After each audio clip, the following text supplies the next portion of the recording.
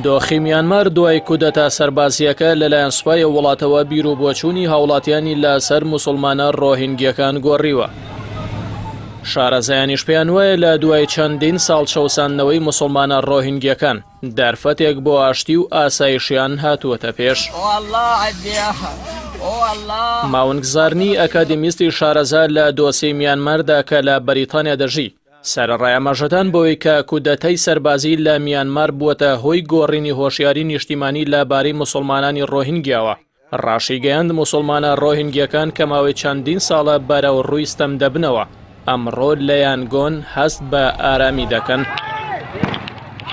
ماونگزارنی لە چاوپێکەوتنێکی تایبەتدا لەگەڵ ئاژانسی ئەنادۆڵی تورکی ئاماژەی بەوە کرد لەو کاتەوەی کە سوپا لە میانمار دەستی بەسەر دەسەڵاتە گرتووە لە یەکی شوباتەوە تا ئێستا خەڵکێکی زۆر لە ڕێگەی تۆڕە کۆمەڵایەتیەکانەوە داوای لێبوردنیان لە موسڵمانە ڕۆهینگیەکان کردووە. زارنی ڕایگەاند بەشێکی زۆر لە خۆپیشاندەرانی شەقام و کۆڵانەکانی یانگۆن داوای لێبوردن لە موسڵمانانی ڕۆهینگیا دەکەن و ئاماژە بەوە دەکەن کە سوپا درۆی لەگەڵ کردوون.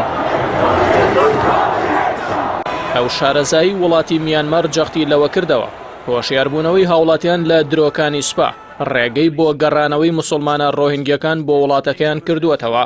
باسی لەوەش کرد میانمار لە میانی خۆپیشاندانەکانی دژێ کودەتادا بووەتە شایەت حاڵی وەرچەرخانێک چونکە کۆمەڵگەی مەدەنی میانمار کودەتای سەربازی بە هەڕەشەیەکی ئێجگار گەورە لەسەر وڵاتەکە دەبینن و سوپا بە بەرپرسیار لە تاوان توند و تیژی و لە ناوبردنی مڵک و ماڵی تایبەتی و گشتی دەزانن.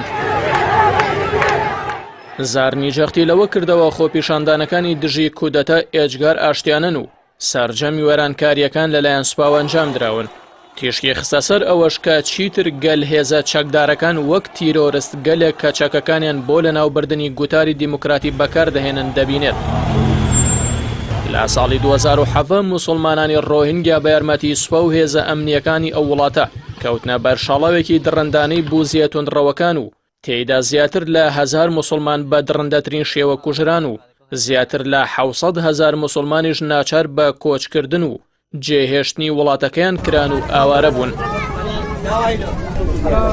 بەرە لە هێرشە درڕندانەکەی بوزیە توندڕەوەکان بۆ سەریان موسڵمانانی بۆرما بە 6 ملیۆن مەزەندە دەکران و لە سەدا 4 دانیشتوانی ئەو وڵاتیان پێکهێنابوو.